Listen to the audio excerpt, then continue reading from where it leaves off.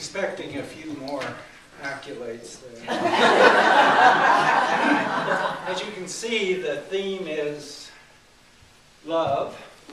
And so I do this the way I typically go about it. You know, I say to Divine Spirit, give me this talk on love. And, you know, you close your eyes.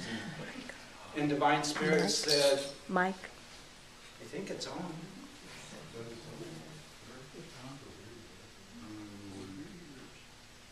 It's on here. It's on back here too? I don't. We can hear it. Battery fine. No, battery's okay? Oh yeah, it's good. Well, Okay. I can use the other mic. Yeah. Can you hear okay? Yeah. Sounds good.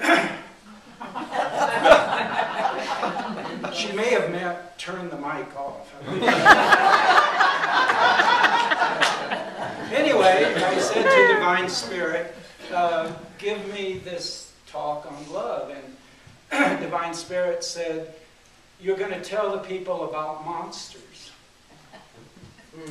And you know, sometimes your enlightenment is out of alignment.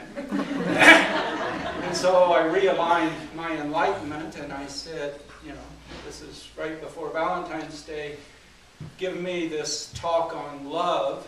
And Divine Spirit said, you're going to tell the people about monsters.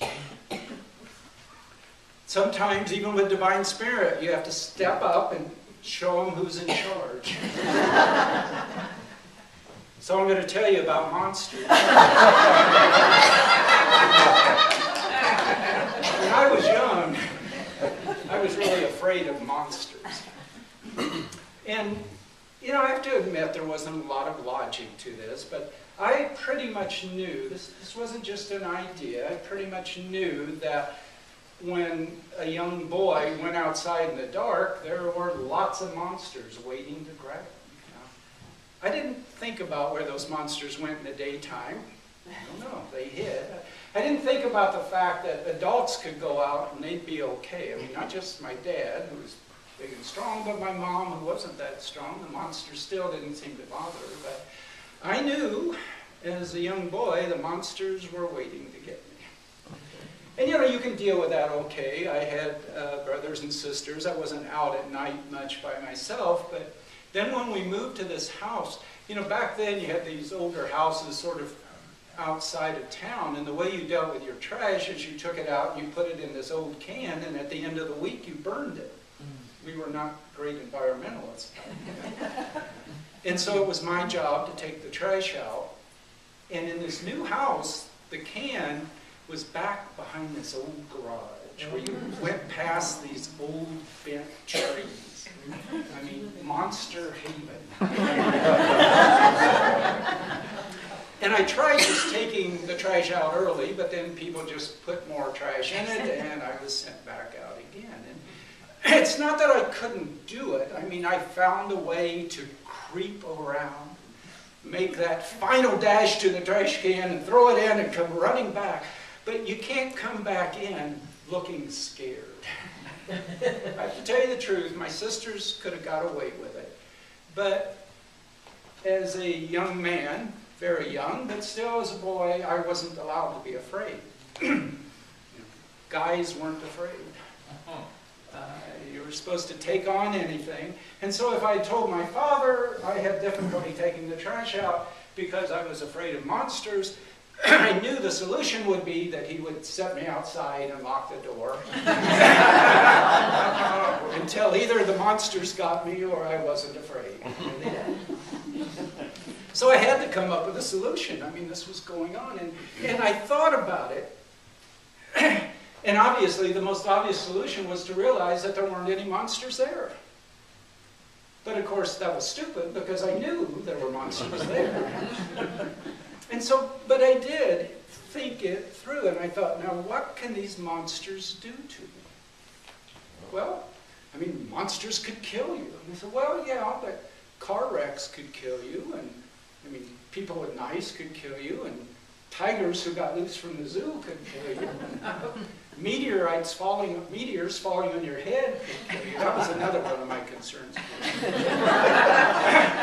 And And so I said, you know, monsters really weren't that different. And I thought about it truly. I mean, I went through this. Like, can they take your soul then and do something to it? And although we weren't a religious family, I thought, oh no, a soul obviously is this eternal thing. I really didn't believe a monster could do anything. And so all monsters could do was the same thing other things could do to you. And so I would go out at night prepared to battle, but not afraid.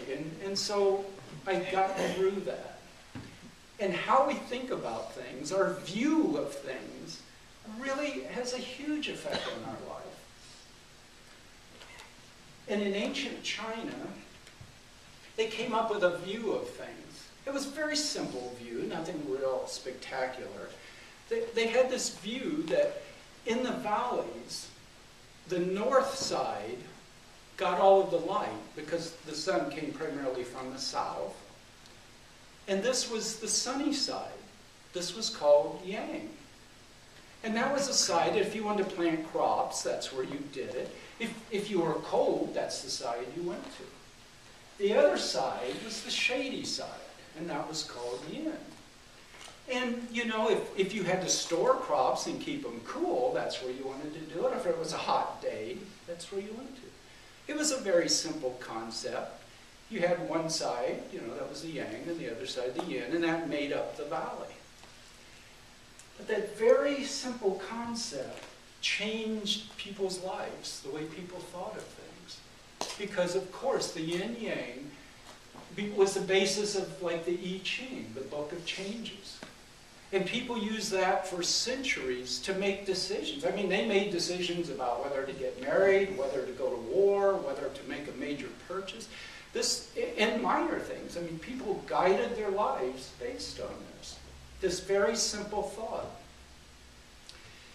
It went into Taoism. It's a basis of Taoism and that belief system. It was used in Tai Chi and exercise and martial arts. It was taken up in Confucianism and Buddhism.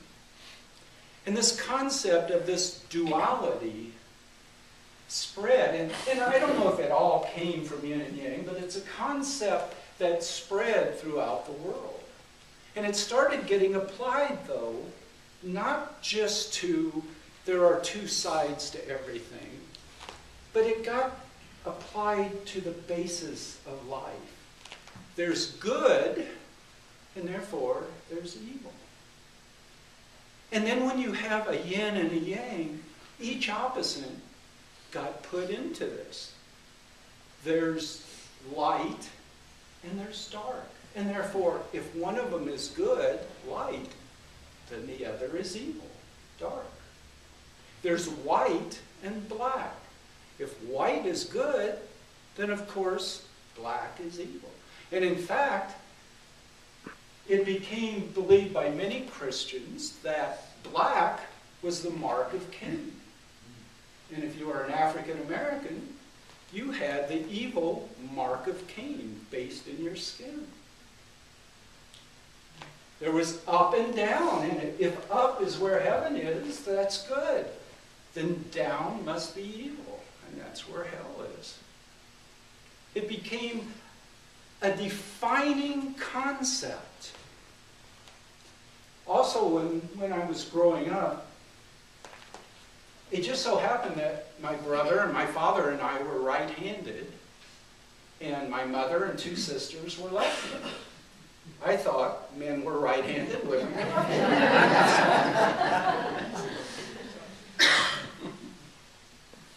And when my sisters grew up, they did everything left-handed. But when my mother grew up, she was taught to do many things right-handed. She had to learn to write right-handed and other things. And at that time, it was just thought that right-handed was better. It was more appropriate. But before that time, often left-handed wasn't just inappropriate, it was evil. The devil was pictured primarily as left-handed. Is Stephen left-handed?